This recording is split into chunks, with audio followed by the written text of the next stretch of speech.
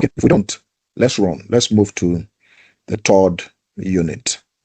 Let's move to the third unit.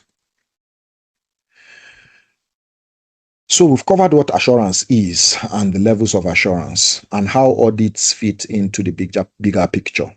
Now let's look at the legal framework that governs statutory audits in Nigeria.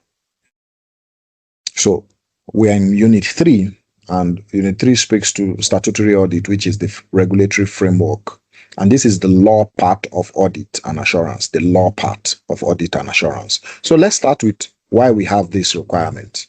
Let's start with why we have this requirement. So the requirement for an external audit based on Section 401 of the Companies and Allied Matters Act of 2020.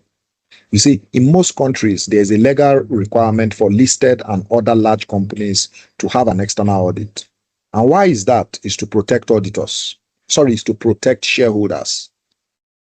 That requirement is for the protection of shareholders. And here is the nuance. Here is the reason. You see, in smaller family companies where shareholders are also directors, the requirement is less important. Why? Because there is no separation of ownership and management. The agency problem doesn't exist.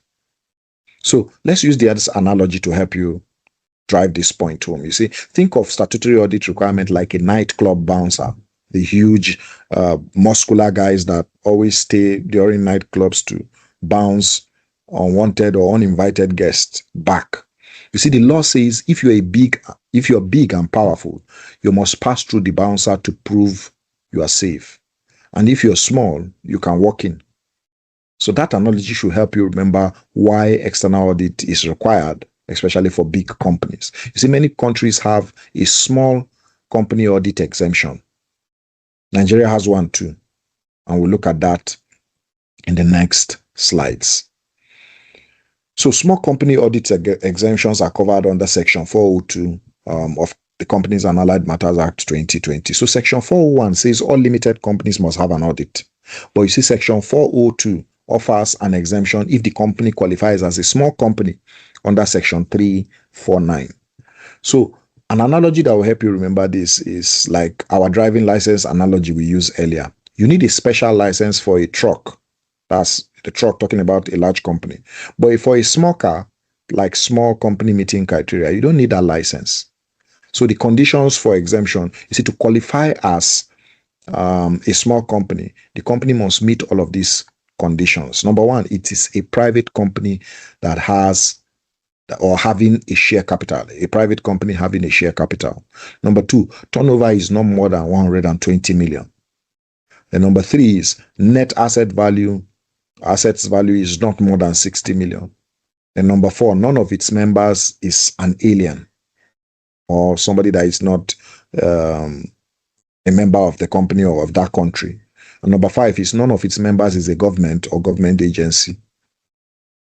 And number six is directors hold not less than 51% of equity share capital.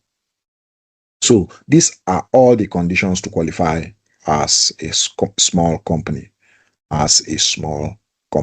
So to remember these conditions, you can use this mnemonic or acronym to remember PTNAGD. So P speaks to private company with share capital.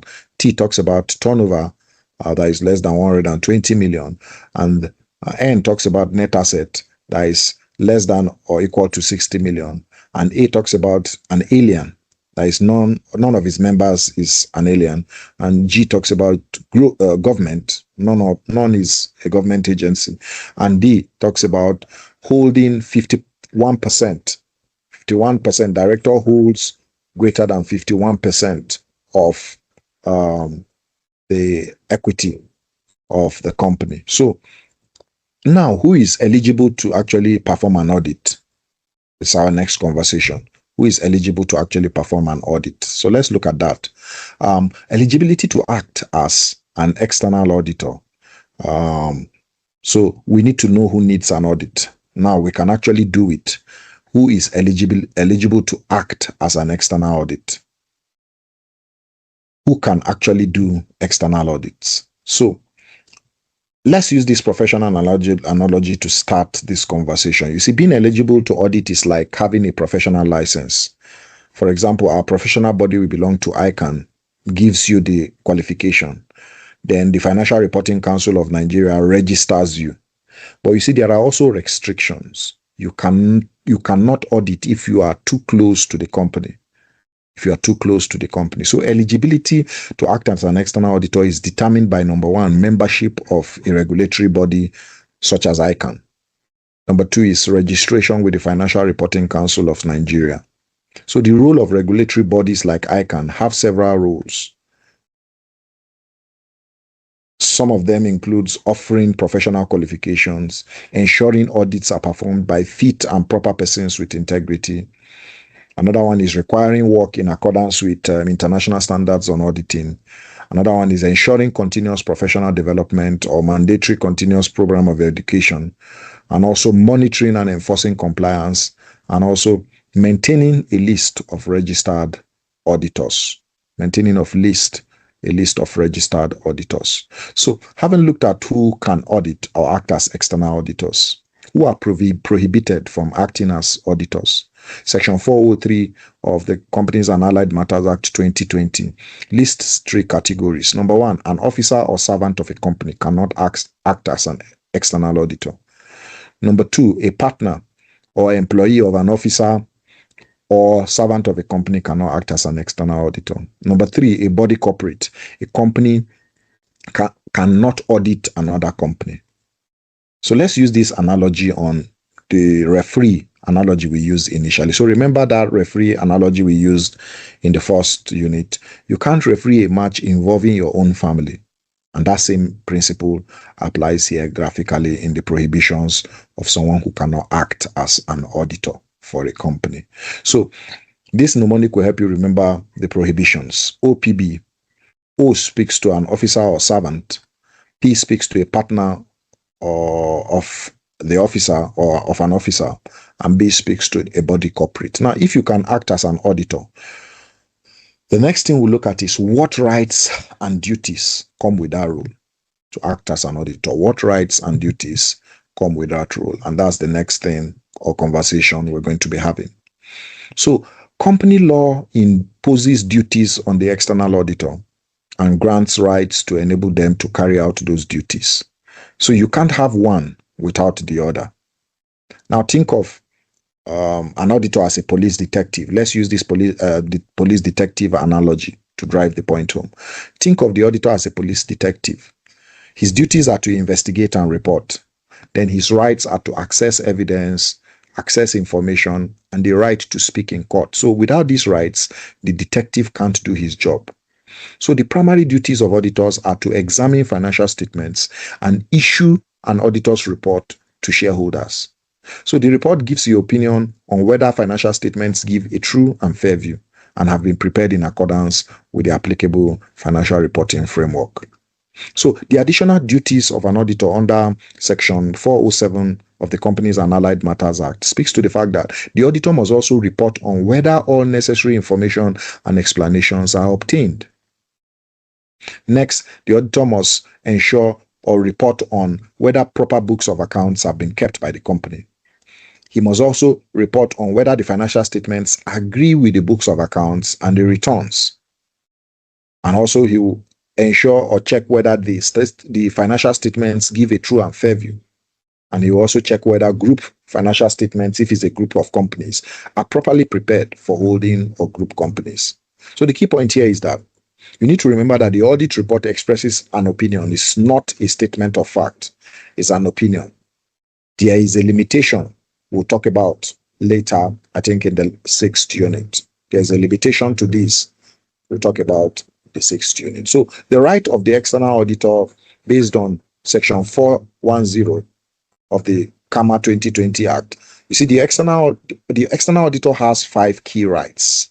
Number one is access to all accounting books and records at all times. That's his first right. Secondly, he has right to information and explanations from management. Thirdly, he has right to notice of and attendance of shareholders' meetings. He also has right to speak at shareholders' meetings on audit matters. And he also has right on resolutions, where he can receive copies of all written resolutions of the company. So let's use this mnemonic to remember the rights of the auditors or of an external auditor. AINSR could help you remember. A is access to books and records the auditor has as his right. I is information and explanation he has access to from management. N is notice of minutes. He has right to attend and receive notice of minutes. S, he has right to speak at meetings. And R, he has right to have copies of resolution or resolutions. Very importantly. Now let's clarify one of the most important distinctions in auditing. So these distinctions are who is responsible for what. Who is responsible for what?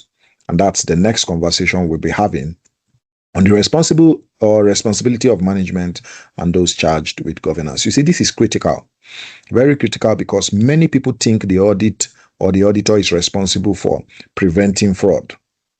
Many people think the auditor is responsible for preventing fraud. That is not true. That is not true. So let's look at this musician versus the sound engineer analogy. You see, with this analogy, management is like the band playing the music. In a concert, there's a band that plays the music.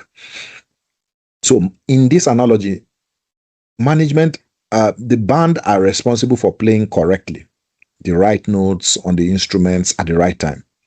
And that speaks to like preventing fraud. Management is responsible for preventing fraud. Now, the auditor is like the sound engineer. He checks the sound quality, but the band is responsible for the performance. So the auditor doesn't play the music. The auditor just checks. He just checks. So management is responsible for prevention and detection of fraud. Management is responsible for preparation of financial statements. Management is responsible for design and implementation of effective internal controls. Management is responsible for providing the auditor with access to information. They are also responsible for providing written representations to the auditor at the end of the audit.